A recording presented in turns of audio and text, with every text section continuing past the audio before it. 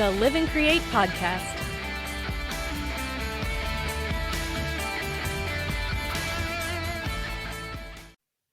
What is up? It's Miguel Antonio, and you're listening to the Live and Create podcast. It's where I interview artists and entrepreneurs about what it means to live a great life and create great things. And this is a new thing I'm trying. It's going to be a recap of the month. We had some incredible guests over the month of November, and one thing we do is we put out a clip from that episode. Of course, we post the full episode to YouTube and all the streaming platforms that you could think of.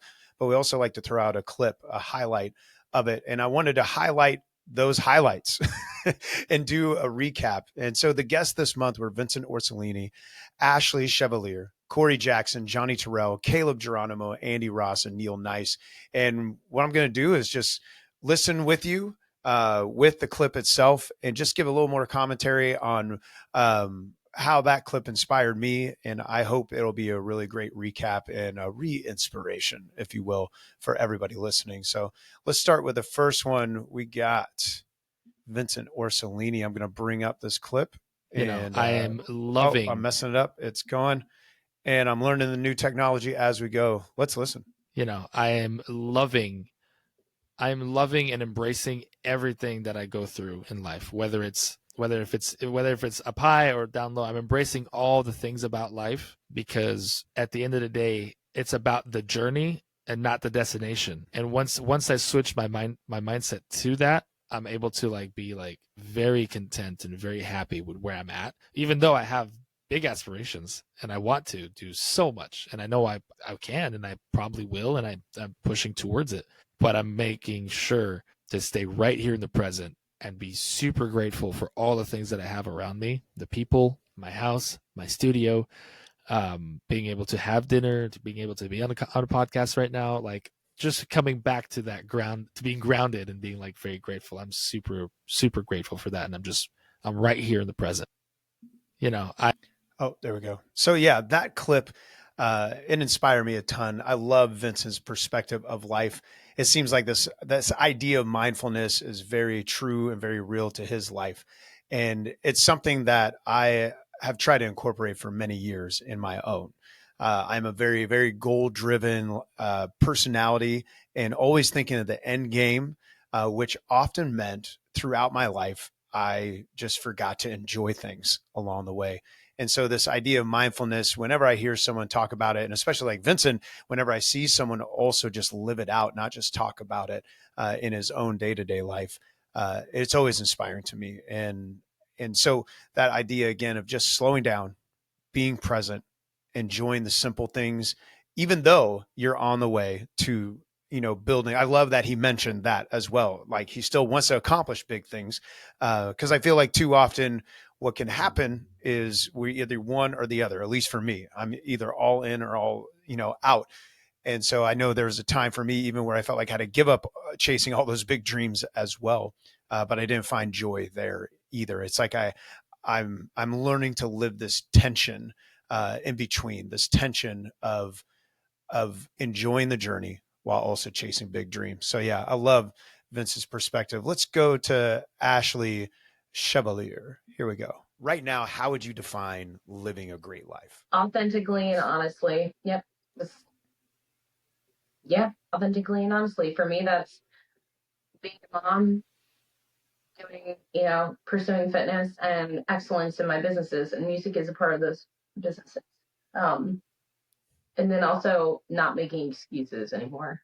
That's a really big, it's okay to table things, but really be honest with myself. Am I making an excuse right now? Is this a priority? And, or is this an excuse? And really being honest about yourself, with myself about that. Right now, I love that clip. I'm going to get the technology eventually. I'm trying this new thing in the program I'm in, and I will eventually get it to stop right when I want it to. But I love that idea of no more excuses. I was watching a new show that just came out called Madness on Netflix last night. And there's a moment when one of the characters who had just had basically just been a really terrible and shitty person in her life, a friend of hers confronts her. And the girl who was just this terrible person started acting sad and kind of getting down on herself, and her friend just looks at her and says, don't do that. You don't need to do that. Just try to be a better person. Like, just this idea of like, let's stop the excuses. Let's just accept where we're at and then move forward and taking steps, especially in this game. I know like Ashleigh, where she's pursuing this music career, building this thing. It's not an easy thing. And some days maybe you don't accomplish all the things you want to accomplish. Maybe it is hard. Maybe you felt like you were going to give up. Maybe you did give up, but just accept that. Don't make excuses anymore and take the next step that's in front of you. That's right. That really popped out for me. So let's check out the next one here. Things like even This is Corey Jackson. being on camera and just remembering like who I am, where I'm from, it helped me stay more relaxed instead That's of awesome. trying so hard, which I'm not gonna lie, I mean, there were times where I felt like I needed to really try and be something that I wasn't. I could realize I was more comfortable and more relaxed when I just worked on being myself. And like breath work seems to be the biggest thing, and I kind of forgot about it. And like this year, I've kind of started back into that, and man, yeah, it's just helped me tremendously. But It's kind of crazy how the idea that being yourself can be a struggle, right? And why is that the case? Why is it when a camera turns on or we get in situations where we feel uncomfortable, we suddenly feel like we have to put all these things? I do it. I imagine you've probably experienced that in your life as well. That's why I loved hearing his thoughts of being on the camera for The Voice, like a huge national TV show. By being on the camera consistently actually helped him be himself more and more, because that was the only way he could really do it and enjoy it. And frankly, that's even one reason I'm doing these video podcasts, is just to get more comfortable there and just realize like just being yourself is going to connect with people. And I hope that that's something. The one reason I put that clip out, I hope it's that the fans of the podcast, fans of the band, that is something that all of us can take a journey in, just being more and more authentically ourselves and letting it ride. And there's going to be people who don't like it, and it doesn't matter, because we're going to find the people that are our people, that are going to enjoy exactly who we are. Let's check out the next one. We got Johnny Terrell. So I think authenticity is what makes something great. And then persevering and seeing an idea through, because I think it's really easy to stop if something is terrible, or if you feel whatever, if an idea gets lost or convoluted. I think it's important to keep whatever your initial focus was of why you created the thing in front of you. When I'm doing productions with artists, I'll, like, when we have the first conversation of whatever the song is, whatever the album is going to be, whatever, I kind of write out, okay, what is our general theme and vibe, and almost it's just like a mission statement. And so every once in a while, if I feel like, or the artist, like if something's like not feeling well, all right, let's look back at that mission statement. How are we staying true to this?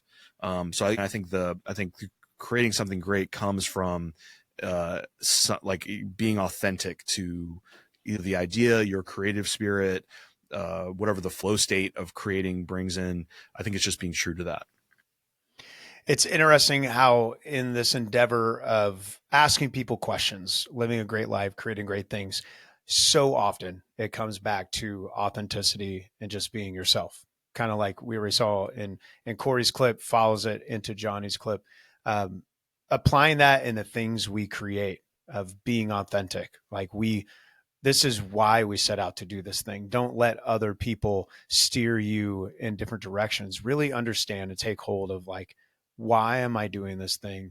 Why does it connect with me? And keep holding on to that till the end. And I like that perspective too, of just seeing it through to the end. Sometimes you just gotta stamp it and move on. Write the song, move on. Finish the book, move on. Start the business, move on. Whatever the piece is, you got to see it through to the end. So I love that clip from Johnny. Here we go. We got I think Caleb creating Geronimo. great things is making a bunch of little cruddy things and then learning from those things and then understanding what a great thing is. I don't think making a great thing, I wish I could remember the study. There's a group that basically they had two different people. One group tried to make the perfect piece of pottery, and the other group just made stuff. They're like, yeah, just make as much as you can. Try to make as much as you can. And at the end of the study, the people who were tasked with making the perfect pot didn't make anything, and then the people who made mass-produced pots actually got really good at making pots. So I think making something great is enjoying the process of making rather than the outcome of it. I love that Caleb brought up this story because I reference that study all the time, and I reference it, and frankly, I don't really remember where the study is from, but I've heard it so many times and it makes so much sense. Like I know a professional songwriter just got his first gold record, and his first song, or his first year that he got signed to a publishing company, I think he said he wrote 175 songs. And that's how he started learning what worked and what didn't. And over year after year, he writes a little less because he's starting to shave it in there. But there is a piece about the quantity that you put out. I talked to another artist who works in the licensing world. His first year, he made 500 tracks.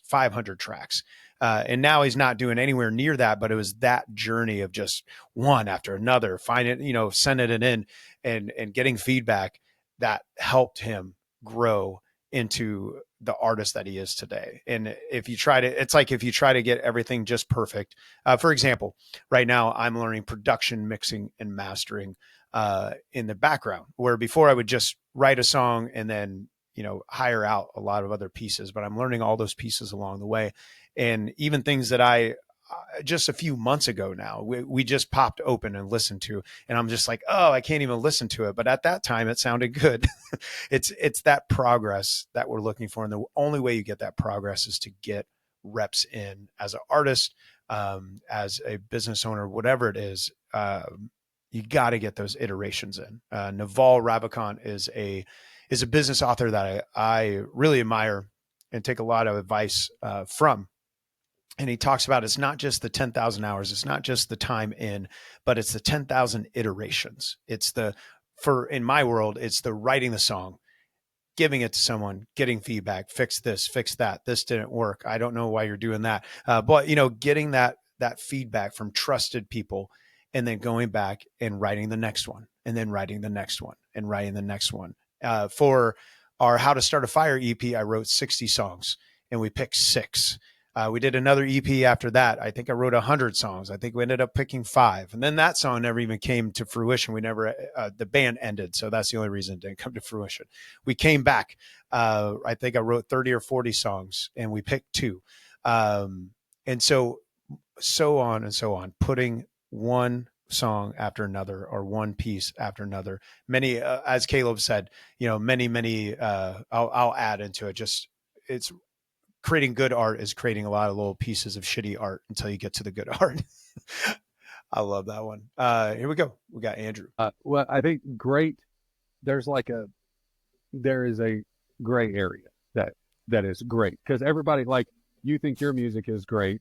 Somebody else might think your music is not, but what you're doing is making you happy in the thing that you're creating. There's some art that I'm like, did somebody just like blow their nose on a canvas and sell it for $10 million?